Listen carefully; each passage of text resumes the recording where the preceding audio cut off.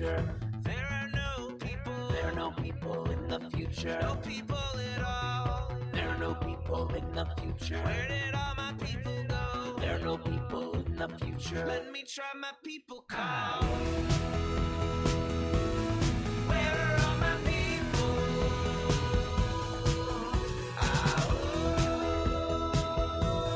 Where are all my people?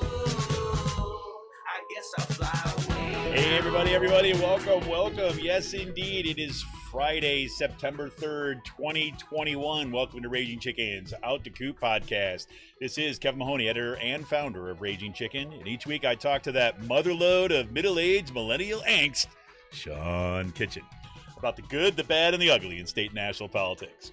Well, we're streaming live on our YouTube channel, so if you're over there now, smash that subscribe button, like the stream, and hit that bell so you know every time we go live. If you're listening to this on the podcast, you can just click away over to YouTube, right? Make sure you do that.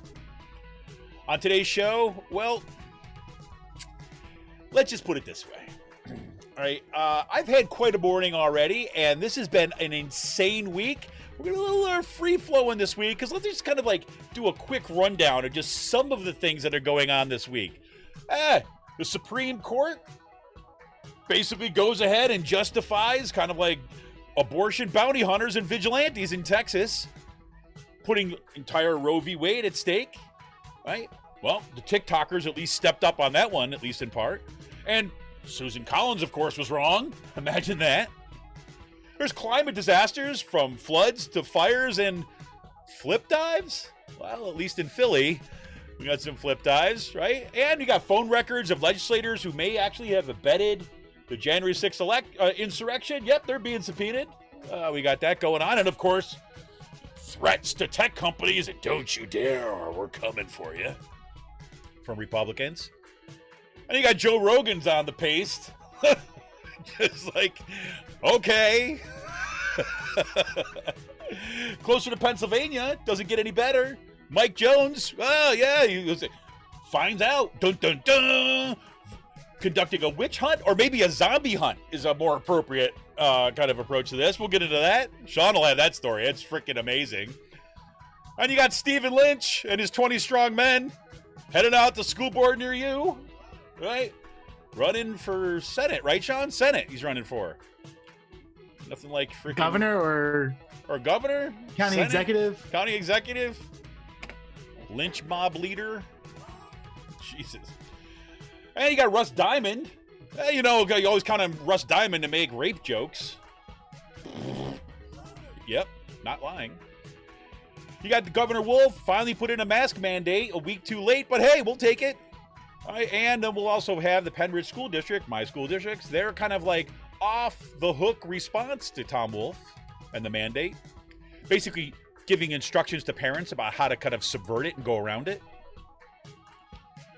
Next week, Cyril's coming back for Out the Coop. For the Wednesday show with Cyril Michaleko. You know, Cyril's been kind of really busy at work. We had kind of hectic couple weeks, but he'll be back. His latest column is phenomenal. Talk about that. And college and universities pursue magical thinking as a solution to the pandemic. It's a good thing because magical thinking works really well with public relations, just so you know. And on that score, we'll have a KU update. And one of the reasons why we're kind of a little off today is I spent the morning on an interview with Steve Oros. If you remember last week's show, I kind of introduced a little bit some of the issues. Steve is a faculty member at Kutztown University who had a heart transplant and was being forced to choose between his life and his livelihood. So we had a little interview with Steve this morning, and it freaking, like, it's devastating hearing what the university is doing to him and some other folks. So that will be our Labor Day special show that will get launched on Monday morning. So look forward to that. If you're a patron of the show, if you went to patreon.com/RC Press and became a patron, you're going to get early access to that interview on Monday's interview, probably later today. And then, of course, we'll have our wrap-up, last call for whatever else is kind of still hanging out there. We'll see what's going on ahead of this Labor Day weekend. Want to remind you, if you're looking for more progressive talk, you tune in to the Rick Smith Show every night on every night on his stream. You can check that out at 9 p.m. every single night, wherever you get your streams. That's Twitter, that's YouTube, that's Facebook, wherever it's going to be. Every Saturday, he's also on Free Speech TV, and he's got his new show on WBAI. You want to tune in to the Rick Smith Show? Well, head on over to thericksmithshow.com and check out the latest schedule for everywhere Rick is. And kind of once you get done watching that, you got to make sure that you listen to this week's episode of the Sisters of the Night Caucus podcast. Yep, you can find that on Anchor, Spotify, iTunes, wherever you get your podcast. Right, the political PA women stirring this cauldron. Oh boy, man, they rock the house. This podcast is awesome, and they know where the bodies are buried. So get on over there, follow them on Twitter at the Night Caucus, and subscribe to their podcast. And attention gamers, right? The Game Inn, that's with two N's. The Game Inn is a Quakertown-based black family-owned gaming store. They're friends of the show, and they've got everything for retro N64s, the latest consoles, video games for all platforms, collectibles, action figures, Funko Pops, you got it. And look, back to school means that your kid gets an A, they get a discount with the report card. Check out all their stuff. Follow them on Twitter at @TheGameIn. And if you've got a question about something that's hard to find, looking for a game, you can just shoot them an email at TheGameIn, again with two N's, TheGameInPA@gmail.com. Special shout out goes to, once again, to Jonathan Mann, who wrote our intro song, There Are No People in the Future. Check out all his great stuff on his YouTube page or follow him on Twitter. That is, oh my God, look at that. That is, just got some cool news. I'll show you that in a second. Follow him on Twitter at @SongADayMan. That's @SongADayMan on Twitter. I want to remind you, look, I want to give a big shout out to our members. And I'm saying, oh my God, because I was just checking it out and we got a brand new member, right? A brand new member is Linda. Thank you to Linda for jumping in at the $15 a month level. Thank you, Linda. Thank you to Steve, who also jumped in at a $26 a month level. And thank you to Dan, who jumped into $5 a month level. You guys, you all, men, women, you make all this possible. I just can't, the love is just like crazy. I want to thank you so much. You are what makes this all possible. So thank you for stepping up and become a patron of Raging Chicken for as little as $5 a month. Yes, because look, if we want a progressive future, we need progressive media, right? We're doing our part here. Support Pull No Punches homegrown progressive media today by becoming a patron, just like Linda, like Steve. Man, it's crazy. Like Linda, like Steve, like Dan. Right, become a patron by going to patreon.com/rcpress, right? Look, we're in for the fight, but we need you, right? Become a patron for the price of a good beer once a month. Help keep the media in the movement, the media. Head on over to patreon.com/rcpress and become a member, become a patron for as little as $5 a month. Sean, welcome, man. It is so freaking good to see you, man. How you doing? I'm doing pretty good. How are you? You know, I don't know, to be honest with you. I don't know. I don't know how to answer that question honestly, right? So I'm just going to give you I'm great. Yeah, I'm fine, Sean. I'm fine. It's like the dog meme. This is fine. Everything is okay. Exactly. Yeah, this is just like, I mean, the weather's nice right now, at least out here in Central PA. I don't know about you, but well, it's like, it's holy good. shit, that fucking storm that we had. Yeah, that was freaking crazy. We had, freaking like that was crazy. And I was like, back to school at Gaslight U, and that was, like a whole other trip this week. My kids freaking in like mask off school district over here in Penridge. It's been quite a time. I'm a little, let's just say, on edge. This is probably Sean, I went into this school year, the beginning of this school year, I started at the end of my rope. So I'm like, I'm ready to roll. Basically what it comes down to. Nice. But so, I mean, the first thing, you kind of got through, your family and everything got through the storm and everything all right? Yeah, everything was okay. There were a couple tornadoes like that touched down. I can't believe like we're fucking talking about this. The fact that like we've had 2 storms now within the past month in the Philadelphia area that produced like multiple tornadoes. The one like last month produced like at least 10 or 12 across that whole entire area. Yep. And then, a couple really big tornadoes hit because of Ida. So Welcome to the new normal with this stuff. Right? As long as you And understand. it's not like these were small tornadoes. Like, dude, I mean, seriously, I was watching. I mean, this came within a quarter mile of my mother-in-law's house, right? Freaking in kind of middle of Bucks County, right? I mean, kind of running through. And this is not the first tornado that ran through Bucks County like in the past 30 days, right? I mean, it's like the new tornado alley here. yeah. Right. But, you know, if you believe people who make comments in like our YouTube page, for example, like it's not because of climate change. Here, let me show you some mathematical formulas to prove it. Right. Yeah, I'm serious. Like, it's insane. Yeah. I mean, but this, I mean, like, you think about it like this. On the East Coast, here we are, we're dealing with this kind of the aftermath of this freaking insane storm and the flooding. And then on the West Coast, you're having unprecedented historic wildfires once again. I mean, it's just this is awful. And apparently the fires out in Russia are like 4 times the size of the one that's happening in California right now. Yeah. Like, I mean, we're just this is climate change. This is what, you know, people have been like warning about, and it's pretty fucking insane. I mean, the fires are one thing, but like just seeing the photos coming out of Philadelphia, how high the Schuylkill River crested, you know, like what happened in Manayunk. One of the places had like, there was like 5 feet of mud in the basements of like the houses along like Main Street, Manayunk. The fucking Vine Street Expressway became like a moat. That was unbelievable. Yeah. That became like, that pretty much became a moat. It's like New Venice. That's where I went to high school, like right along the, like Broad and Vine.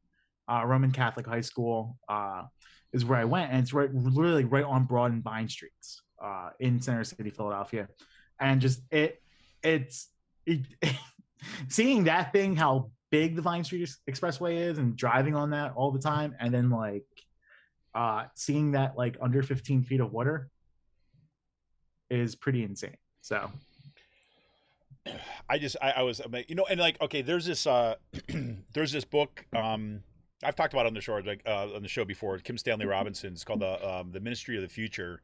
It was his most recent book, and it's really kind of centered around climate change, part of the story. And there's these like scenes and chapters and things that is happening as, you know, you have this kind of, you know, really climate crisis where seas are rising, the Arctic is no longer freezing. You know, again, it's like the near future that this is written in, and you know, there's like all this like. There's these people who start kind of like doing this kind of like a new agey kind of boat trips to the North Pole and things like this, and having these big parties and like dance parties and things like this on these series of rafts that are together in like the North Pole because it's all freezing. And you know, and at first I when I first read that, I was thinking like, you know, that's freaking disgusting. I mean, just think people do it, but then I'm like, no, that's probably what people would do. And sure enough, right, it's part of those pictures we saw coming out of Philadelphia included like people doing like flips off the bridges into the Vine Street like sewage expressway, right? And people kayaking through the streets of Manhattan, right? I mean, it wasn't just like the Philadelphia area. Like what happened in New York. Yeah. Well, I think like 50 people died at least in New York because of this. That's just a horrible fucking way to like go get caught up like in a flash flood like that. Oh my God, like, I mean, just and then like, I mean, our infrastructure is totally fucked with all this. I mean, there's just no way we can do it, and I mean, we really have to look at this and start considering how we start getting rid of these highways and start getting rid of like car like consumption and use more like public transit and stuff like that. We shouldn't be expanding highways at this point in 2021. Totally. I mean, period. I mean, seriously. And you know, but also that brings up the corollary question, which kind of leads into our next thing too as well. But it's like, you know, the next question is like, well, not just we need to stop building highways. We need to start figuring out like how we respond effectively politically on this too as well. Because like, look, I mean, you've got already Joe Manchin. Joe Manchin in the Wall Street Journal just had like an op-ed, right, published. Good timing, Joe, about how he's not all keen about voting for this kind of climate stuff in this new infrastructure bill, right? Because remember, his vote is key, right? If you're going to pass this through reconciliation, you need 50 votes. And so right ahead of a hurricane that's and caused New York devastation. and Philadelphia are both underwater. Exactly. And Wall Street Like- Journal is based in New York City. He releases an op-ed there that basically says, yeah, it is climate stuff I don't know about. So we've got to get serious about, number one, freaking eliminating the freaking filibuster, period, right? And kind of like going full pressure to get this like reconciliation bill passed immediately. Yeah.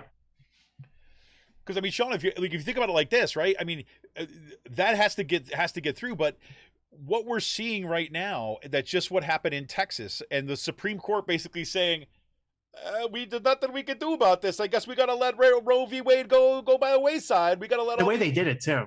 What's The that? way they did it. The way they did That's it. what I mean. It was freaking disgusting. In the dark of the night. Like I mean, just like, yeah, we're not going to challenge this bill. But- We're not even going to hear the case. To, Yep. like, We're determine not going to if this hear the bill's- case, right? And I've heard like a bunch of analysis on this, and like the more I hear about what the Texas law is, the worse it becomes, because you Yeah. it's like 100% clear that that law was put in place. The only purpose for doing it was a way of trying to kind of give the Supreme Court an excuse not to pursue it, to allow it to stand.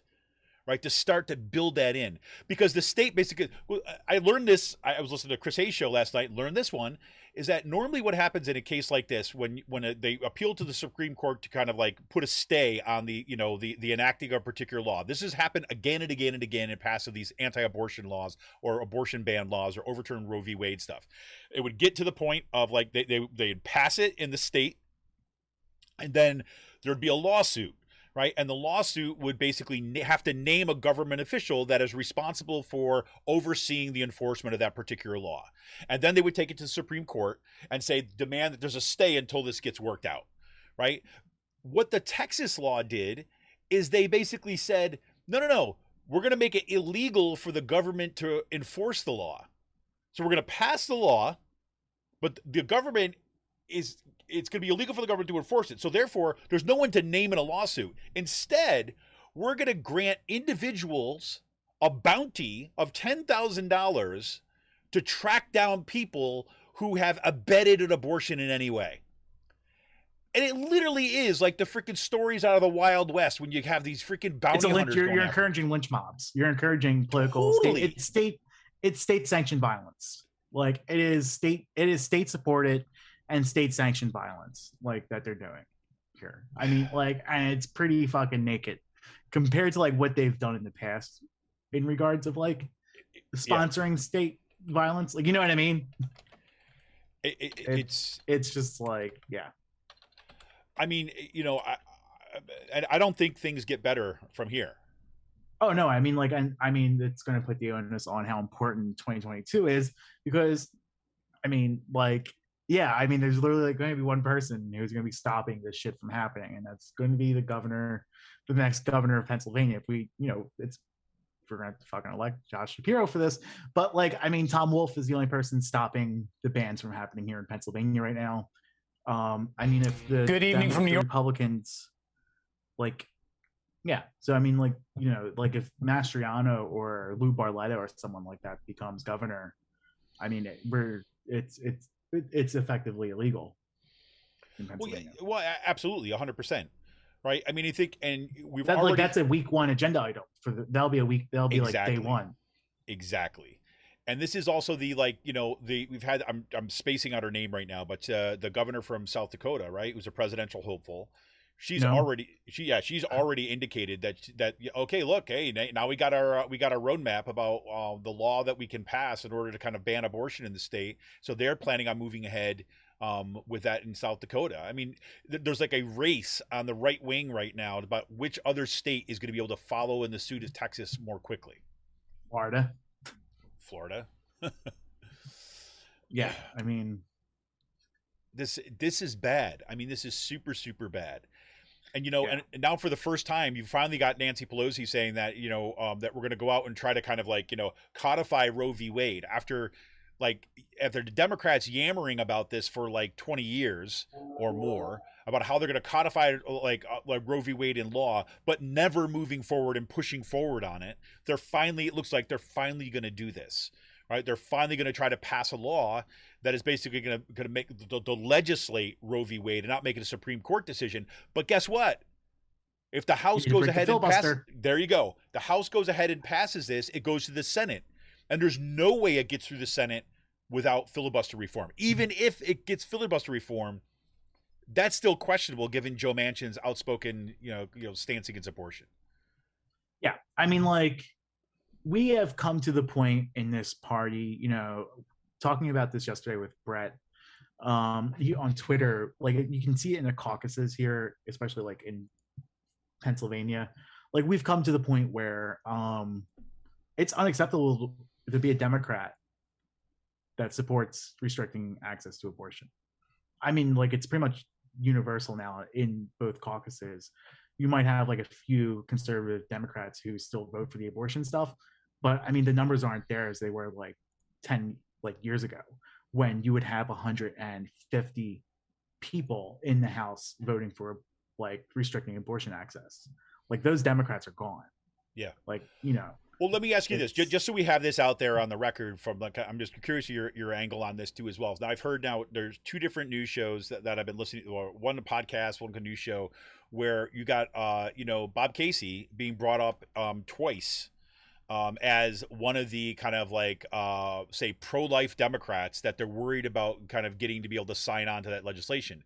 Do you think Casey continues on his kind of like progressive trajectory and basically? I think lately the stuff with Casey, I haven't heard who said this, but I mean, it's on Rachel Maddow show last night. It was on I want to say Emma Vigeland from the Majority Report may have mentioned. I might have that like one I think people who are talking about Casey now with the abortion stuff really, I guess, aren't paying attention to where he's been over the past so many years. Like, I feel like Casey is someone who has shifted with the political winds of the party, especially on this issue, and has become more reliable over the years on this. Like he wasn't like, like he's been, it's been working to get him on this, but I could see him signing on to this just because of like, this is where the winds of the Democratic Party is going. I don't see him not supporting it. I hope so. I hope that's true, and that's my inclination too as well. The one thing that has been sticking in my kind of like it's been buzzing in my like peripheral vision around this too as well, as though I think he's going to be facing an election, right? I think Bob Casey's not the person to be focusing on, in my opinion. Like, no. I don't believe he's the focus, but let's might as well kind of I mean, like, dot every I. No, he's not. I don't think he's someone to focus on. At this point, abortion access in Pennsylvania polls at like 70%. It's universally accepted in both parties. Like, it would be a politically fatal move for him to like do this now. And I think it would just be politically malpractice. So, I mean, I think people are looking at the wrong person if they're looking at Casey. But, no, I mean, to be clear, let me say that was kind of an offhanded mention of someone who had been in the past. Yeah. Really, the primary focus has been on Manchin. Yeah. Which again is right across the board, right? Which is like what Manchin loves, because he gets that much more attention. But this is like dire situation, and we're talking about serious rolling back of so much. Not to mention the fact that the pandemic is raging on, right, in the midst of all this. So I mean, I think like in big news, yeah, the big news of the week is Joe Rogan. Totally, come on, yeah. I mean, it goes in this order. It goes Supreme Court decision, Joe Rogan, right? The flooding of half the planet is. Don't worry about that. Yeah, like, but I mean, like, it's. I think it's hilarious. I think like people. I'm definitely looking forward to like the Twitch streamers and Sam Cedar and like Pac-Man and others just start eating this shit up. No pun intended. Just like no, they just start like, because like lefty like YouTube and lefty Twitch streamers are going to like really just like be all over this, and I can't wait to see like their reactions to this. I think it's fucking hilarious. Like, it's I would say I was Rogan curious a couple years ago for like maybe like 5 or 6 months just like listening in to things, and I was like, yeah, this is just stupid at this point. Like, I think he does really good interviews with like people like Tarantino, actors, but then he has like crazy fucking political views that are just like, what the fuck are you doing? Well, like I said, it's like he's like the perfect emblem for that like most popular podcast, because like he's like white He's a white guys. He's like, seriously, that who have they don't have, there's no cost for them to be inconsistent in their views. There's no cost to kind of just like say random shit and then be like, oh well, right? I guess I was wrong, right? Like there's no need for any consistency or accountability. I mean, looking from those pictures, maybe he should have taken he should have gotten the vaccine. You think? And not use his fucking podcast, the largest platform, to spread misinformation on that stuff. What's that mean? I mean, that's like criminal. You know what I'm saying? I mean, the guy just sitting there saying nonsense, right? Like just because why? His gut tells him so. I mean, because he doesn't freaking read. You know, it's like he's just on there. She's like on there, like, I don't know. I heard this. I mean, he admits it. He's like, I don't fucking prepare. That's what I'm saying. He's like, that's what I'm saying. I'm not making a judgment call. I'm using like, this is what he says. Like, oh, I just come on, and he's like, he pulls a Larry King and just fucking wings it. Yeah, let's see what's up in my mind. You know, I was scrolling through something. I said, oh, COVID's a lie. Maybe that's true. I don't know. Right? I mean, but we're at the point where like people are taking ivermectin. Like we're fucking talking about this 2 weeks in a row. And then you had like the fucking Jesus people. A couple like Jesus people got struck down by COVID this week. Like, which is just like, I mean, that conservative talk show host, right? It's like the third one to go down, I think. Yeah, yeah. I mean, but it's just like, I mean, these fucking people are. I mean, just watching the videos of some of the people, like, I should have gotten the vaccine, like, and then they end up dying. Like, I mean, are fucking terrible videos.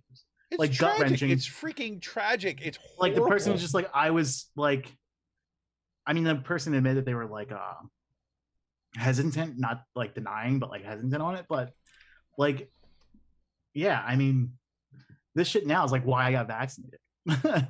I mean, you see like 30-year-olds like dropping from this like right now. Just like, I'm not fucking dying from this. Like, you know what I mean? Dude, I've been back to campus 1 week, right, at Kutztown University. And I've already had 3 students tell me they've had COVID and are vaccinated right now. They're not positive right now, but had them earlier in August or the end of July. I've already, I mean, and, you know, so, I mean, that's not good, especially as we know the Delta variant, right? People who are vaccinated can also spread the shit, right? Yeah. I'll get into that in a minute, but it's like, but seriously, it's like, you know, I mean, for Joe Rogan to be out there, it's kind of like saying this nonsense. He's just unbelievable. And then you got these pictures of him like coming up on denying. He's like fucking all faces sweaty and red and like, I feel great. You know, it's like, you gotta be freaking kidding me. Yeah.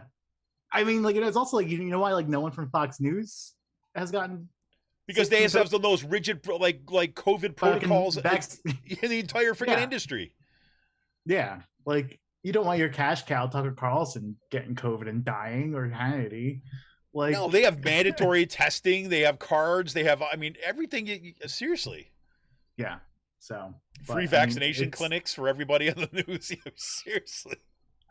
But I mean, it's just, it was kind of, I started laughing. I was laughing when I saw like the post that he like is on ivermectin, and he fucking admitted to taking it too. I mean, seriously though, but I mean, how can you not laugh though? I mean, it's really hard not to. Yeah, I mean, there's some cases it's not like. Yeah. No, I'm talking specifically about Joe Rogan here. I'm not lumping everybody in one barrel. I'm saying Joe Rogan. It's just like I saw him like. I mean, you're the man, the largest platform in the fucking like world, right? At this point, with your podcast. And let me be clear, like just so that I'm not like anybody like you know, I'm not like inhumane here. I'm not saying I wish bad things on him, but it's like in like the era of kind of gallows humor around every corner, this was one of those moments where I was like, oh my God, Monty Python skit.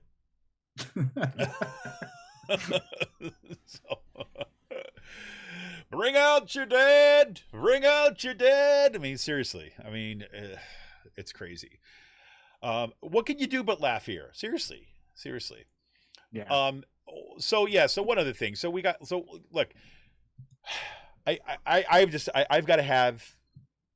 This is kind of where my head goes right now. Is that everything that's happened this week, right? I start thinking about this. This is one of the reasons why I wish I could just quit my job and do this one like all the time, because there are so many people that I want to talk to, and bring on the show to kind of talk about some of these issues, because it's so bad. I mean, it's like on the one hand, I'm like, Sean, you remember when I mean, yeah, of course you remember, but through the Trump administration, it just felt like the fire hose was on all the time. Yeah. Of like shit was going on. It's a different fire hose, but it is nonetheless a fire hose, right? It's like the Trump fire hose was just kind of like nonsense coming from everywhere, and kind of like slash and burn everywhere that you can be. But it was just kind of like the chaotic, like horrible human being just going after everything, right? And it was just hard to kind of get your footing. Right now, we're talking about the fire hose of like material reality coming at us, right? I mean, what happened in Texas with the Supreme Court is there's no other way to look at it as a fundamental assault. And I'm really upset that I can't remember this woman's name. She's an amazing journalist who was on Chris Hayes last night. Rebecca Traister. I was hoping it was coming. And she was talking about how, because there's like, well, this seems like there's going to be finally the time where individuals are going to step up and we're going to defend Roe, right? This is the moment. And she was just like, you know what? This has been the moment for a long time, right? This has been the moment, and like this has been going on, where we've had multiple moments like this, where people keep on saying step up, then people don't. And there's been people like me and people like activists and people like other journalists and a women's group who've been saying this is the road that we're on. And everybody looks around, including people in the Democratic Party, and looks at us like we're hysterical. And now that we're here, she's like, it's infuriating. Right. And now, and then you've got like Dahlia Litwick, right, who like writes on the Supreme Court, not a big lefty by any stretch of the imagination, really solid reporter. And she's like saying basically, look, anybody wants to talk about things that you could do, and like Joe Biden's commission on looking at alternative, what we could do as Supreme Court. She's like, it's all an academic exercise. If they're not talking seriously about expanding the number of justices on the court at this point, there's nothing you can do. And all this kind of like academic exercise about possibilities about what we could do in 27 years from now is worthless. So for her to be going public and saying that was just, I was like, whoa. Yeah, I mean, like this is gonna be like a whole entire generation of these fucking decisions that are coming out by the Supreme Court. Like, and Democrats are just gonna fucking play lip service with this. Yep. They're not gonna do anything. No. I mean, like.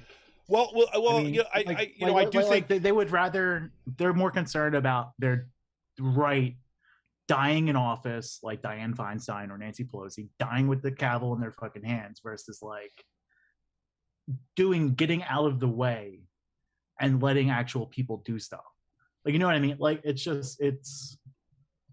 it's like these people think it's their right to die in office. Well, I do think that the pressure is being felt, though. I think that's why Nancy Pelosi kind of got out, and even though she she gave a press conference that was communicating everything. Stephen in Breyer's terms not of going to like, fucking retire, though. Like, what's that? Breyer ain't going to retire, and then we're going to have a 7-2 Supreme Court. Mm-hmm. Like, just because like he thinks it's his right to die in office. Yes.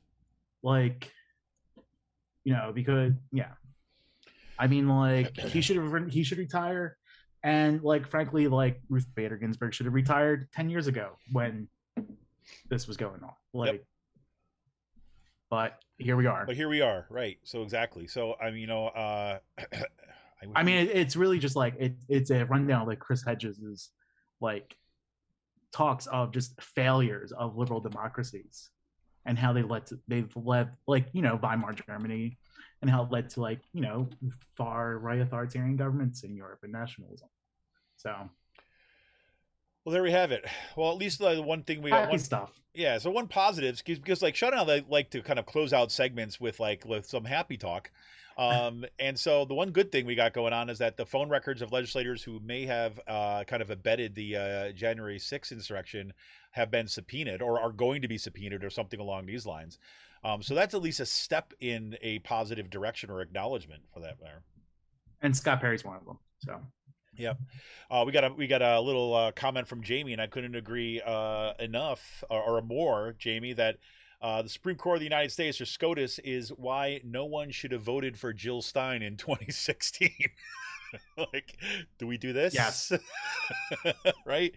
And I think that's one giant chorus of election have consequences, folks.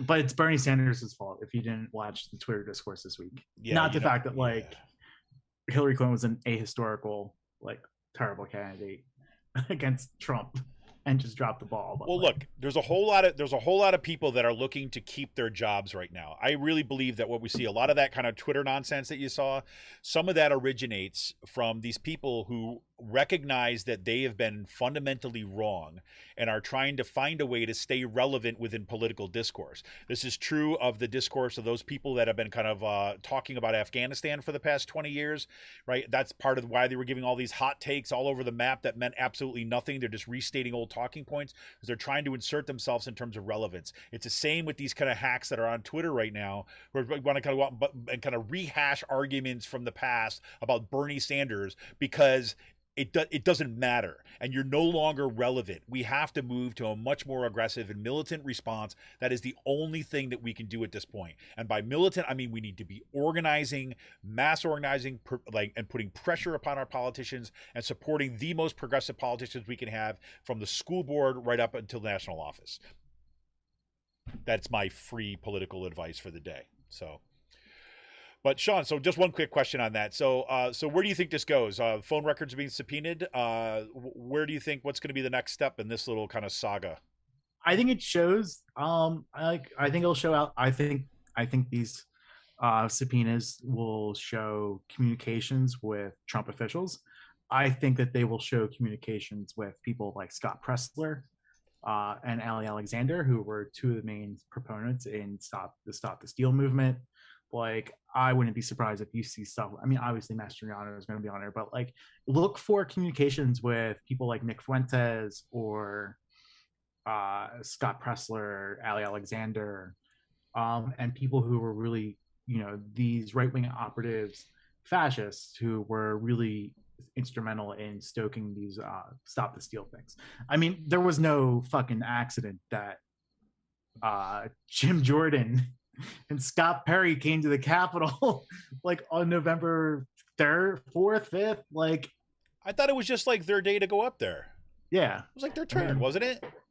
Jim Jordan was just taking a tour. Yeah, just taking a tour. Okay, this door's unlocked. This door's unlocked. This door's unlocked. Right? Yeah, so. Crazy. Well, we shall see. I think that's what we'll see. Yep, we're going to see. That's going to get all nuts and crazy. So here we go. Anyways, this is Kevin Mahoney, editor and founder of Raging Chicken. I want to kind of say once again, huge thanks go to our kind of newest patrons. Thank you, Linda. Thank you, Steve. And thank you, Dan, for becoming a Raging Chicken patron. You too can help support this show and everything that we do here to help keep the media in movement, the movement in the media. Just head on over to patreon.com/rcpress today, and you can become a patron for as little as $5 a month. We're going to be right back after this quick break with some more craziness that's happening right here in Pennsylvania. We'll talk to you then.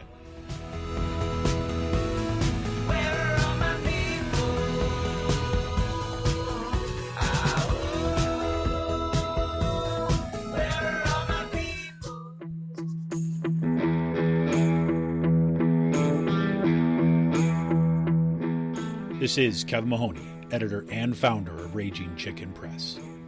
For the past 7 years, Raging Chicken Press has brought pull-no-punches, progressive reporting and commentary to the interwebs. Our long-form investigative pieces, stories that no access journalist wants to touch, or rollicking weekly podcasts strive to advance progressive movements and perspectives rooted in the struggles happening across the country or down the street. We've broken national stories and caused our share of discomfort in the halls of power. If we want a progressive future, we need progressive media. and you can help support Pull No Punches, homegrown progressive media today. Become a member of Raging Chicken Press for as little as $5 a month. Simply go to patreon.com/rcpress and choose your membership level. We need to make sure to keep the movement in the media and the media in the movement. Best way you can do that is to become a member of Raging Chicken today by going to patreon.com/rcpress. Thank you for your energy, your encouragement, and your support. Keep up the fight.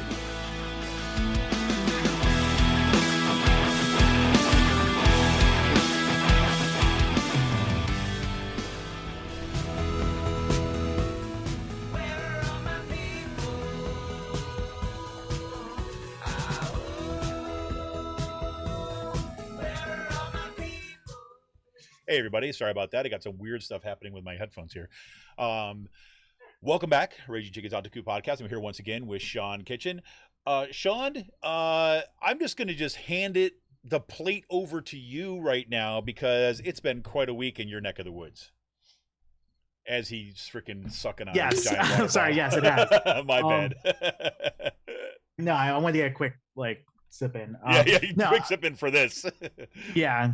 Get ready. Yeah, so a couple weeks, so last week we ended up getting our emails in from the York County Commissioner's Office that we asked for in the right to know request. I think that they use this as a stall tactic. Basically what they did was they denied our emails. We had to appeal in order to get them, and then they waited till the day the filings were due just to hand the emails over instead of having this case go any further. So we got these emails. One of the emails that we got, our chain of the emails we got came from State Representative Mike Jones, who Write is that not down, everybody. State Representative Mike Jones. Okay. who is not a rapper, not the rapper, not to be confused with the rapper Mike Jones, but State Representative Mike Jones. And his office went on a witch hunt looking for 15 dead voters. They claimed to have found 15 dead voters who died in 2019 but voted by mail in 2020, or they died before 2019, so they were dead for a couple of years before they voted and ended up voting anyway. And so Mike Jones hands this over to the York County Commissioner, CC's the fucking district attorney on this, and he pretty much says, yeah, me and my staff, my staff started conducting, looking into this, and they came up with names 15, and I'd say potential, and I emphasize potential, dead voters. So Mike Jones does that. They start looking into it. Turns out the voters were not dead. They were all alive and active voters. Were they, though? Do we really know that they're not zombies, Sean? I mean, so... we can see, but and then that's crazy. The fucking the solicitor had to respond to this and said, no, they're not dead, they're all alive. And then he pretty much did oops, I was wrong. I spoke to a lawyer, and a lawyer who knew a little bit more about this stuff than I did, and looks like they were all alive. Yeah. So I led with the accusation and then looked for the facts. Right? Yeah. So. Oh my God, the Mike Jones zombie hunt. That's just brilliant. Yes. So it took off pretty quickly as soon as we put it up on Twitter. Obviously, it took me literally half an hour to write these tweets out to make sure every word was meticulously correct and had a meaning to it. And had to put that snark in there. The problem, ? They were all alive and active. Yes. So, as soon as we put that off, a couple people retweeted it, Stephen Crusoe and Adam Bonin retweeted it. And then, from there, you actually, see this stuff happening in real time. And then, some election professors and journalism professors quote tweeted and retweeted it, the data professors. And then, these are accounts professors with 15, 20,000 people. Yep. And then Sam Stein retweeted it, Dave Weigel, Chris Hayes, and then it just took off from there. So there you go. Welcome to the spotlight, Mike Jones. Yeah. No, I mean, like, it's fun. I mean, I love setting off, like, it is fun, like, tossing these grenades out there in public. Like, and Well, and it just, I mean, look, it also shows, like, I mean, yeah, it's funny, but it shows you the depths these people were Exactly. going, like, to fucking 15 dead people voting. Like, this is what you're doing after the election, in the days following the election. Like, this stuff happened, like, in November of 2020. So, like, they were doing this as, like, they were, like, just pushing forward all these fucking conspiracy theories around the Stop the Steal movement and, like, dead people voting. Basically, like, there were 200,000 more people voting in Pennsylvania than actual voters on record. Like, stuff like this. And, this is how we almost had an election get overthrown by Trump because of this nonsense. right. So, well, I mean, it also shows you how important it is to have people like you doing this kind of work. I mean, and kind of like organizations like PA Spotlight, just to be out there doing this stuff. Because, look, I frankly, I don't think that would have gotten into the light of day had it not been for the work you guys are doing. So, kudos. Thank you. I know. I mean, it also shows that, like the media really needs, like, it is funny with this stuff. I don't know, like, how far back, but, like, I've gotten the other right to know requests, like, from Fulton County and stuff like that. Like, when we followed these requests, I wanted to go from, like, the election day, like, boom. And Right. what we've been doing with this project is gathering, like, source material from, like, the days, weeks, and maybe, like, month pre-January 6th, like, with this stuff, and, like, get what's going on. So I think there's an opportunity here. We don't have, like, a lot. We don't have, like, salacious emails, but we have stuff that, like, gives us a timeline of how these things were going on. And I think that's going to be, like, a really good, like, long-term project. Like, make a timeline of these emails, incorporate, like, what else was going on at this time. Yeah, and I think for what it's worth is, I think that why this work is that kind of work is so important is because I think that for a lot of folks who are not in the weeds on a lot of this, it seems like there's like political tendencies that just happen. It seems like things are going in this direction, or things that are going, or people say, and that whole idea that people or constituents feel, or what the voters think. That does a lot of work a lot of times for what's actually going on, and to put actually like names to the actions that are moving things in one direction shows you that basically this is like there's actors in the world, real people who are doing this stuff, right? And so, yes, it's not, like you said, salacious, but it's a timeline. It's a paper trail. It shows you who is actually making these choices or trying to push things in different kinds of directions, which is essential. Because then once we realize that it's actually just people doing it in this way, then we know that people can change it, right? It's not a force of nature, right? It's a force of freaking ideologues is what it is. Yeah. Speaking of ideologues, right? Let's talk about those 20 strong men, man. How about that? Yeah, I mean, yeah, I I wasn't there for the rally. I stopped by before and I was just like, fuck this shit, I'm leaving. Like, I just don't need to be there. Like, you know what I mean? Yeah. Zach was tweeting about this, like, as he was recording. And they had their own live stream there. And no, I mean, like, this is just like this guy Stephen Lynch it was fucking insane, actually. Like, to hear this, basically, like, threatening mob rule at a school board meeting over mask mandates. Like, I mean, but it also shows you the fucking shit that we've been hearing about mask mandates over this stuff. This is a very vocal minority. If there's one thing that'll save us with the school board races coming up, it's that the overwhelming majority of people, like 70%, support these mask mandates. It's just like we have to mobilize these people to get out and vote for these school board meetings. And, like, these people are really just, like, going out in 4K right now and just, like, putting their names out there and really just, like, with no fucks given. Right. I mean, like, I was listening to Rick Smith, his intro about this the other day. Like, here you have this guy who is just your normal fucking working class neighbor, like, saying this shit. Yep. Like, I know. I mean, it's all like all this stuff is being promoted and pushed by the usual players, Freedom Works, other right wing billionaire groups, to have, as Rick said, like the poors Yep. fighting amongst themselves. That's exactly. You just throw the meat out there and watch them scrap. That's exactly. So Yeah. this guy, I mean, like, so let's. This is exactly what he I said. mean, this. Yeah. Go ahead.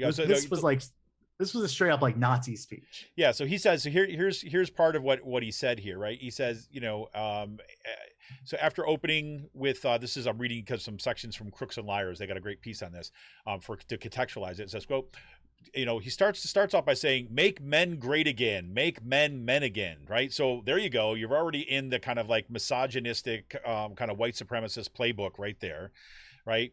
And he basically said that, he's like, looked at the mask mandate, right, or looking at masking children as kind of like cause to basically a call for arms. And he said, quote, when we walk into those school boards, we're going to have everything we need to go down there with those 9-0 school boards that voted to put these masks back on children with no scientific, it's done. Given them the research and data. Do you understand that? He's like, not making sense, obviously. Forget going into those school boards with freaking data. You go into those school boards to remove them. That's what you do. They don't follow the law. You go in and you remove them. I'm going in there with 20 strong men, and I'm going to speak to the school board, and I'm going to give them an option. They can leave or be removed, right? And like this stuff was happening, again, usual people were talking Yep. previously. You have Scott Pressler over the weekend, like these same like World Freedom rallies that was happening, basically say, we're coming for the school boards. The Stop the Steal movement is coming for the school boards. Like, and this is exactly what we're seeing. These are all insurrectionists. These are QAnon conspiracy theorists who are like going for school board members and like physically threatening violence against them. Like their goal is just to have anarchy and not to have this stuff working. But like it is, yeah, I mean, it's just like, all this stuff is connected. Like this is the Reopen movement. This is the anti-mask movement. This is the anti-COVID movement. This is Stop the Steal. This is Audit the Vote. Like the school board stuff, all this stuff. These are the same people who've been doing this shit over the past year, who have been getting supported by institutions like the Commonwealth Foundation, who allowed these first few rallies to be astroturfed and legitimized with their support. You have Freedom Works coming in and the Heritage Foundation, pumping money into the critical race theory. You have Commonwealth Foundation, again, playing both sides of this. They are playing the, concerned white suburban parent with teaching critical race theory in places like Lower Merion. And then they are profiting off of the backs of Black and brown children through their charter school agendas. Like, I mean, like that right there is like the perfect dividing. Yeah. It's like just playing both ends of it. Yep. There's when you kind of like, if you sew something together really loose and then you pull the threads and it all comes together. That's like that. Yeah. Exactly. So, and something I didn't see this week, all right. So speaking other kind of like in the nut job corner of our coverage here, Russ Diamond actually was kind of active on Twitter with his latest comedy routine, from what I understand. Yeah, this was on Facebook, and he made a very crude rape joke comparing forced vaccinations to rape, or vaccine mandates to rape, and using like the "my body, my choice" rhetoric and stuff like that. And he got called out for it promptly, and it's just been bouncing around to TikTok. A couple people made TikTok videos on it that went pretty viral and really got like tens of thousands, hundreds of thousands of views to that post. There you go. Good old Russ Diamond. And again, one of the key players in a lot of the nonsense and a lot of the craziness that's happening in the Pennsylvania Also, someone who has community. like PFAs filed against him. Right. Like, I mean, just putting that out there. I mean, so. Let's be clear. Crochet. Yes, Emily. It was Crochet. That's what I was thinking of. Good. So let's talk about the other big news in this week is that governor, I don't know, the alarm clock or something went off at the governor's mansion. $8 short. And realized like, oh wait, school started already? And so I decided that like, holy crap, what do you mean? You mean school boards are not requiring masks? Wait a minute, I thought everybody was going to do the right thing here. Right? I would have preferred if everybody just did the right thing. Right? And the insane thing about this was, like, you have healthcare lobbyists out there saying that Allison Beam, the acting secretary, has had the power to do this all along. But like, there were Senate Education hearing committees where, like, the administration, Allison Beam, and others were citing the Constitution that was passed, the amendments that they can't do this. When, like, you have, like, conservative, moderate-leaning Republican healthcare lobbyists who represent pharma saying, no, you have the power to do this. See, this is what I don't understand. I don't understand the mentality, and I'm going to talk about this again. And now, like, since this happened, yeah, you have a bunch of Republicans introducing a constitutional amendment to restrict the powers even further as just a petty power play. By like 2023, when this gets on the ballot, if it ever gets on the ballot, like, this will be for the most part behind us. Maybe. Yeah, maybe. I mean, this is gonna be like a flu shot, in my opinion. But this is the thing that I don't understand this mentality, and it seems to be like an affliction that affects specific, like, Democrats specifically, right? Is that this idea that if you have a lawyer, right, who comes to you and says, like, yeah, I'm not sure if you have the legal authority to do this, right? With, like, why wouldn't you just do it anyways and let it play out in the courts, right? I mean, at the very least, like, look, it's. I mean, you're seeing this happen in Florida right now with school boards saying. That's what I'm saying. I mean, like, and like counties saying "fuck you" to the state and doing it. But why does it only happen when it's like you have to have people actually dying in the streets and, like, dire situations before they act? When you can see it coming. I mean, I don't know. I just don't understand that kind of hesitancy. And then, like, you know, Emma Vigeland talks about this all the time, about hiding behind procedure, right? Or hiding behind, well, lawyers don't seem to think, like, well, don't seem to think. That means all that says to me is that you are not willing to fight for this. Right? I mean, that's a fundamentally misunderstanding of politics and how politics works. Right? Is that you fight, and sometimes you lose the fight, the specific fight, but it's worth it in the long run because it builds context moving forward. Wolf lost that will to fight after the first budget. Well, let's be clear though. Why did he do that? Because he thought he could do it all on his own. Yeah. Like, he went out there, he gave one of the best freaking budget speeches that I saw. But that was the second. Oh, budget, that was the second one. No, like, after that first I see what you're saying. Budget fight, like, but no, I mean, like, and for that, like, he didn't even rally anyone together before he gave that speech. The second one. Well, the second one, that's what I was like, he just went out there and he kind of, like, okay, chastised the kind of, like, the Republicans in the House, but didn't let anybody know he was going to do it, and, like, didn't line people up, didn't have a plan for what happens afterwards, just thought something would happen. Yeah. I mean, it's like, it's really astonishing to me. It's because, like, he's not a dumb guy, right? I mean, but I also see, you know, I see this like, over and over again. I hear this. I think he's just lame ducking it right now. Yeah, but look, it's more than that, because this, I'm telling you, people, I don't understand this. This is a particular thing that happens. You know, I don't know. Like, it happens in my own union. You say, we got to fight this. Well, I don't know if we have the legal authority. Like, I don't you get it? How do you actually know the answer to that question? You don't score points playing defense. Yeah, but it's a weird kind of defense, isn't it? It's not even going on offense at that point. Like, you're just. I mean, it's kind of like, you know, I don't even know, man. I mean, it's like, if you believe, look, I guess I look at this as, like, just like, how do you maintain some sense of being a human being in the world? These institutions, yeah. And I think, like, if you have something like, you recognize that these policies of these anti-masking policies, or the mask optional policies, like in my school district, are going to actually have real harm on kids and communities, and you're a freaking human being who cares about other people, why wouldn't you just fight and say, no, we're going to do this, and let the fight happen? And then you just seated, like, weeks.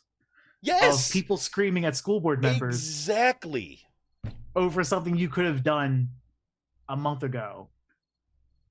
like, and you had the power to do it, but instead you allowed school board members to get hollered at for weeks over this, like at Central Bucks or out here in Central Dauphin, or like in like other parts that this shit's going on. Like, yeah, I don't know, Sean. I mean, look, I had a meeting last night. And then you had the Republicans out here rat fucking their school districts for mask mandates. Like what the fuck did you think was going to happen? Well, that's exactly it. That's exactly it. So I don't know. I mean, like the same kind of stuff. This is I mentioned this at the top of the show too as well. Like I talked with Steve Oros this morning, who's he's a faculty member at Kutztown University who had a heart transplant, was ordered by his doctors. He basically said, okay, you can go back to work, but you are not allowed to be back in person with COVID because it could kill you. And so he looked for an appropriate accommodation, and he was denied. He was denied an 88 accommodation. And you're going to listen to the show on Monday, and you're going to hear all the details of it. But there's a couple layers there, right? There's the outrage that happens when we see like the kind of malfeasance and cruelty with a smiley face that the like in this case Kutztown University administration or these kind of anti-maskers, whatever it might be, or say, well, oh, there's there's good stuff we can do. We're going to try to do this. So there's one thing, we have the outrage, but the second thing is like, well, people need to kind of also then step up and act on it, right? And it seems to me like, look, the only party in terms of politics, the only party that's going to do that is the Democratic Party, right now. Right. Yes, there's great activist groups. There's great organizing groups. There's great kind of like all set that are making this claim. Yeah, but right now in terms of that party, but they have this kind of resistance, and it's a particular. I'm coming to think that it has to do with a particular kind of elitist mentality about keeping things comfortable, like just personally comfortable. And I read. I don't want to miss brunch on Sundays, man. Well, that's just it. I read this, I read like, what was her name? I don't want to say Rebecca. I want to say D'Angelo's book, kind of White Fragility. Right, because you have these people screaming about it in local school boards, right? And it's like, it was really interesting, right? Really fascinating reading things like this.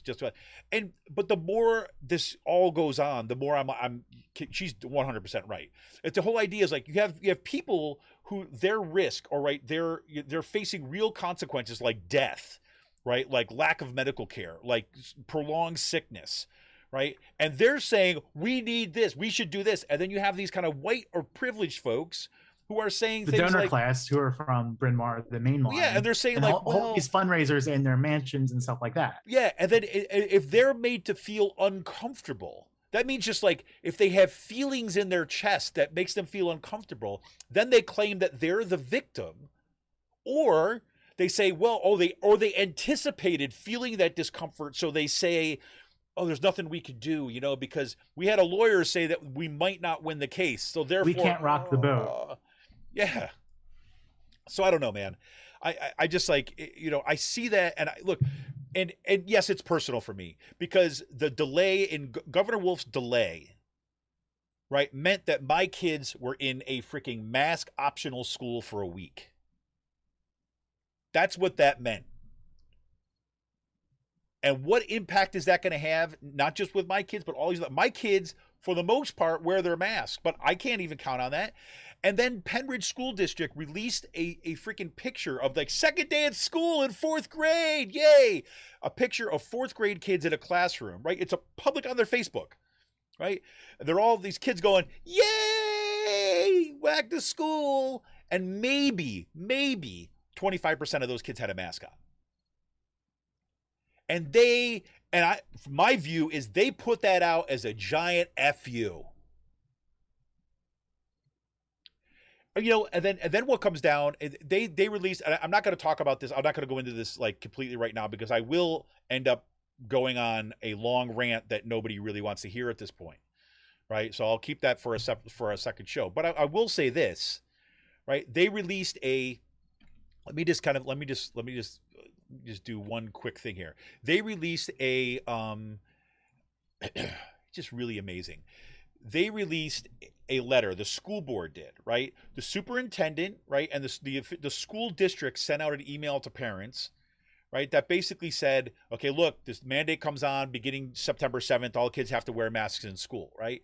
So that shortly following upon that, the school board has to, of course, release its own letter to parents, right? And I want to just you hear the first opening paragraphs for this, right? And I'm not, like I said, I won't do the whole of it, but this is what they said. Dear members of the Pennridge community, with no advance notice, the governor and the Department of Health unilaterally issued a new masking order. The order.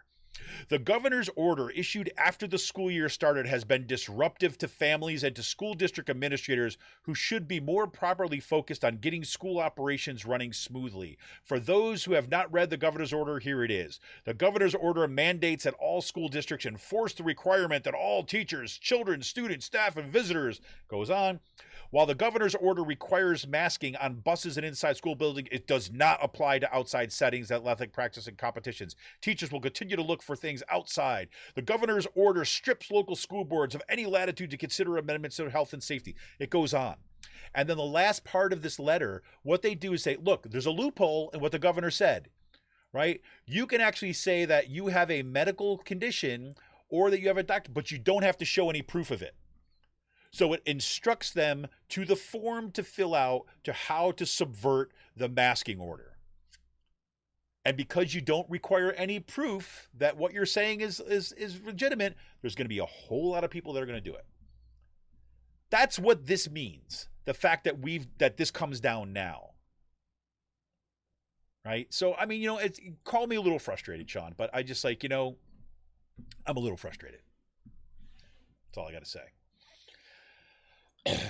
Meanwhile, I'll kind of close out with this. On the pandemic things. This is, like I said, is my first week back at Kutztown University campus, where the university administration is doing the absolute legal minimum to keep people safe. That means that we have to require a mask, and I love the fact that they gave us masks. Right, here's your masks, and they don't even have freaking like nose pinch things, right, to keep your glasses from fogging up. Right, they're just kind of like, somebody like had leftover underwear. They went as cheap as possible. Yeah. Oh, exactly. Oh, but the KU brand is there though, Sean.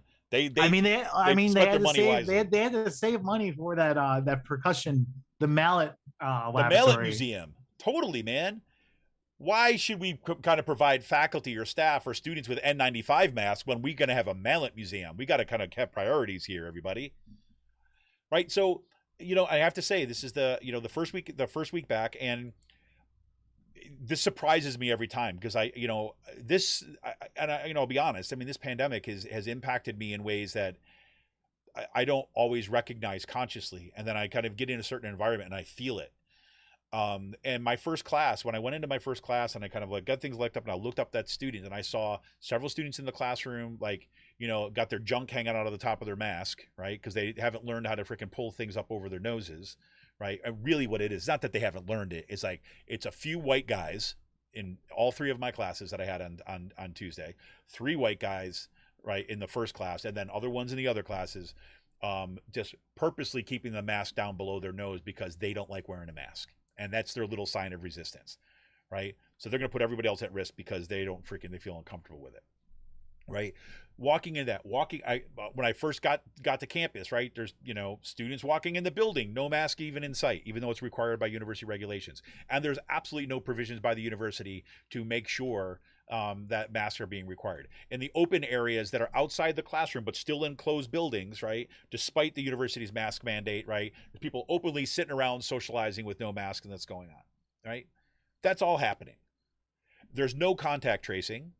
There's no requirement for testing, right? There's ambiguous at best information about whether or not people our students should support whether or not they're testing positive.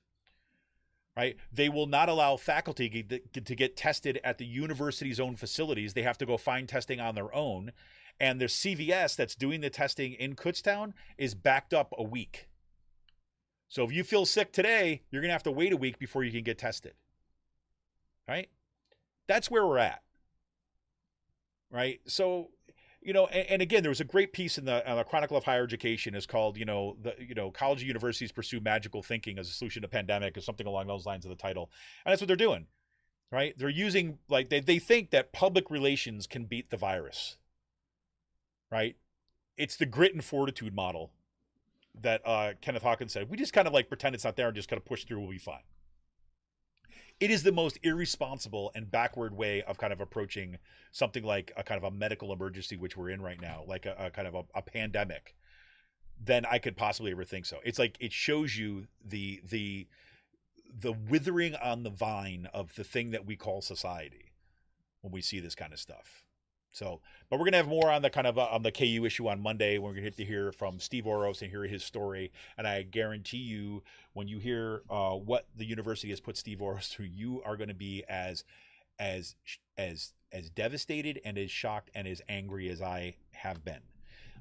So please tune into that. And then at 7 p.m. on Monday too. So that's going to get released early in the morning on 7 p.m. in a regular Out the Coop live slot. We're going to have just kind of an open phone session to kind of talk about that and some other things too as well. But there you go. Anything else going on in PA, Sean? Not right now. I think we're going to be gearing up for a couple of the first audit or fraud or 2020 election scam. Like next week?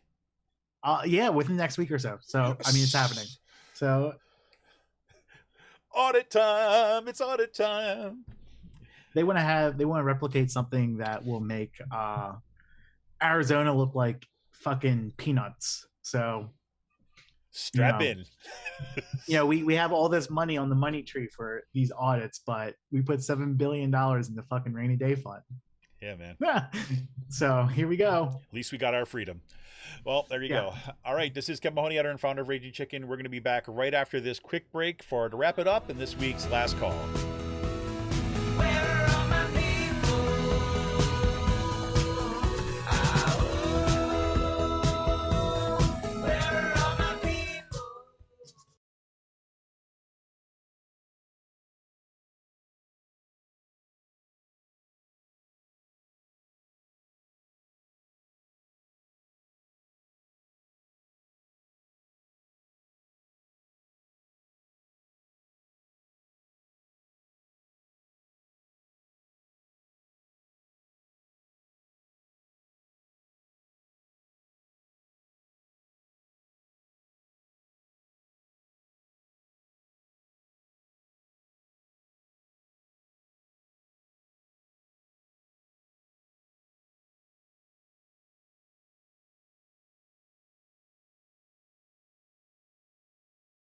I'm Rick Smith, and this is Labor History in 2.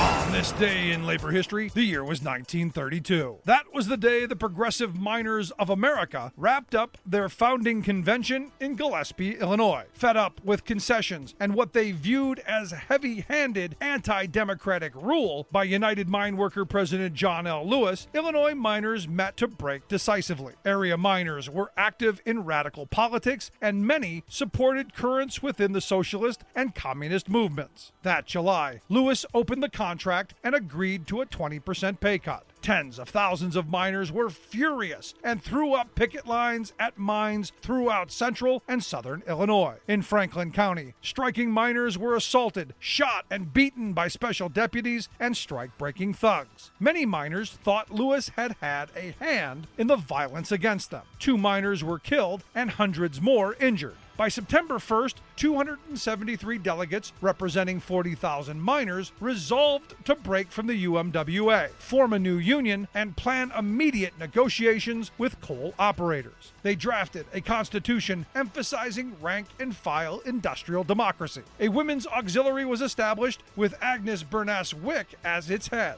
It imbued union solidarity and leadership qualities among non-mining women. An enraged Lewis charged dual unionism, but the new PMA alleged they represented 90% of Illinois miners.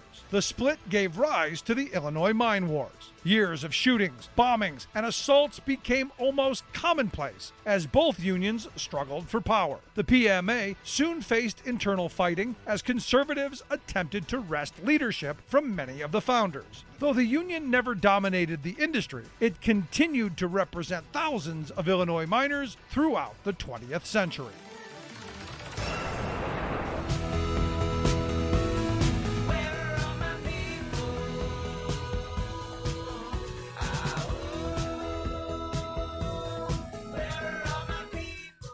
Hey everybody, welcome back. This is Raging Chickens Out to Coop podcast. It's the last call. We're here with Kevin Mahoney and Sean Kitchen. One quick correction. I was reading quickly before the break, so I made a mistake and I want to just correct it. My mistake was I mentioned Linda had become a new patron, and Linda had not become a new patron. So that's my bad. It was coming up. I got another notification. So my bad. My apologies. So we have, but still, this thanks goes out to Steve and Dan for becoming patrons over the past week. So once again, Sean, what do you got going on for the weekend, man? What do you got on for, I don't know, news, blues, or happy news, or I don't know. What's happening? Labor Day weekend. So Capone is going to be happening this weekend. And then there's going to be an action. Wait, what's going to happen this weekend? Capone out in Harrisburg. Gotcha. Capone is a festival that happens every year. I think it's a Greek festival, or I think there's some Native American ties to it as well. There's going to be a Native American powwow that's going to be happening in the baseball stadium, and then there's going to be other like food trucks, festivals, art tents, all that type of stuff up there. So weather's going to be amazing. The river's not going to be too high. We'll be able to do that. So there'll be attractions there. Mask off and have fun, man. Mask off and have fun. Yep. Exactly. Let it rip. Roll the dice. Harrisburg held concerts. Harrisburg's holding outdoor concerts. Yeah. And I'll be going to one of them in a couple weeks, so hopefully it still happens. I mean, we're just like, yeah. I don't know. I mean, but the thing about with the concerts they're requiring everyone to show their vaccination cards on the way in. So, which is good. I mean, again, look. Yeah, I'm just kind of going to the extreme, I know, but it's like, the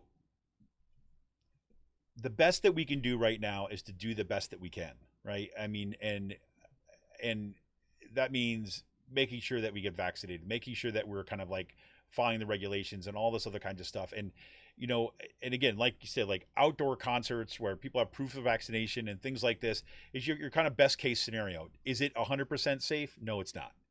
Right. However, right, nothing is 100% safe. Right. So what you do is you do the best. Thank you, Joe Rogan. No. But it's true.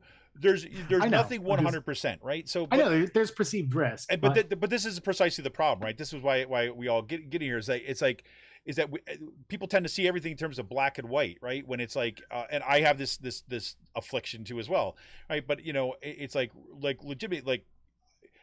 You want to be as safe as possible, right? If you wear your seatbelt in the car, right, your risk of dying in a car crash is lower. Does it mean that you're immune from car crashes? No.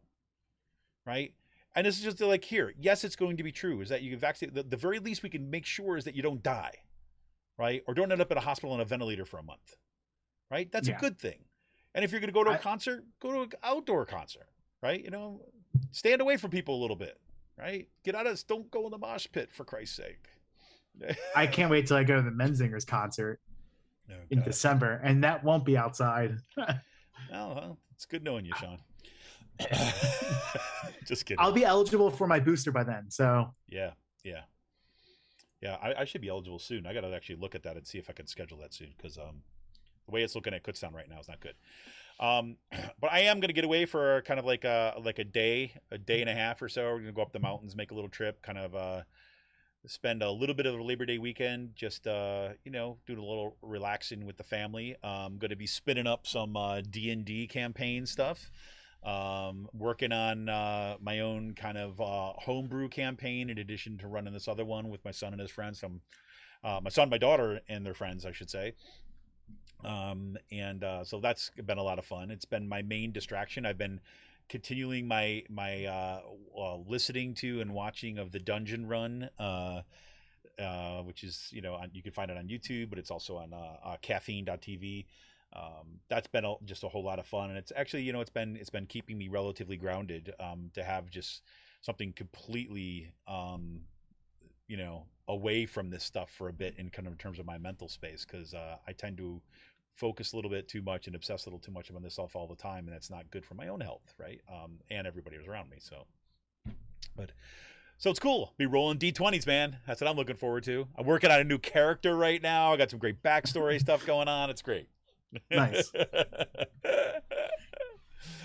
Yeah, I think when I get that going, I'm gonna have to share bits and pieces of it in last calls for each week. So, just good. So cool. You got anything else kind of cool going on for the weekend? No, nothing really too much. Just enjoying the weekend. You know, enjoying the time off, enjoying the nice weather. Might get outside, walk around, try to work on that tan a bit. There you go. End of the fall. Get your But fall that's about tan it. going. Yeah, but I mean that's about it. There you go. Man. No, I mean it's just the weather's really nice right now, so it's just getting out and enjoying it. Yeah, while it it's lasts. beautiful. It feels a little bit weird, like after that kind of crazy storm, but the weather is. I mean, you know, then It feels like it just took all the fucking moisture away. yeah. Like yesterday, I walked outside. I was like, oh my god, like I felt almost guilty, feeling so good about being outside because it was, you know, especially because I mean, you know, literally down my street, the road is ripped up, the bridges are turned out, right? There are people that got, you know, luckily, as far as I know at this point, nobody lost their lives, right? But there were people that got stuck in the floods. You know, in Percy, they've got the, you know, the old historic covered bridge got ripped off its foundation. The damage is pretty, you know, Free Will Brewing. That's what I wanted to mention. It's like Free Will here. Oh my God, they got wrecked. Yeah, I couldn't believe that when I saw the photos. Oh my God, their sour cellar, right? They literally had a picture of it, and like there's a, you know, a stairway that goes down, right? And I've been down there, and literally you look at the stairway. There's one step down, and then it's water. The entire, like, to the ceiling was filled with water.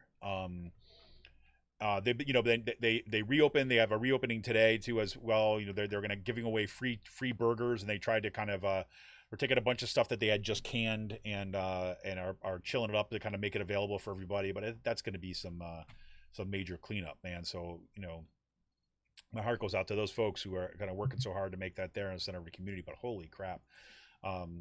The devastation was pretty crazy. And, you know, and I hope that anybody's listening today is like, you know, you made it through okay, and your family made it through okay, and your friends. I know that, you know, people are struggling with right now with everything from being without power to, you know, still having floods in their basement. I look at those folks down in Philly, and my heart goes out to you too as well. But let's get to it. Anyways, this is Kevin Mahoney, editor and founder of Raging Chicken. Sean, man, great seeing you as always, and we'll talk to you soon. Enjoy your holiday weekend. Yeah. You do the same. Labor Day. Yes, indeed. This is Kevin Mahoney, editor and founder of Raging Chicken. We want to thank you for tuning in once again. Thanks to Jamie. Thanks to Emily for the chat. And we'll be back next week. Remember, on Monday, you're going to get the Steve Oros interview, and you're going to Out the Coop Live. Next Wednesday, Cyril is back for the Wednesday show, and we'll be back right in this seat next Friday. See ya!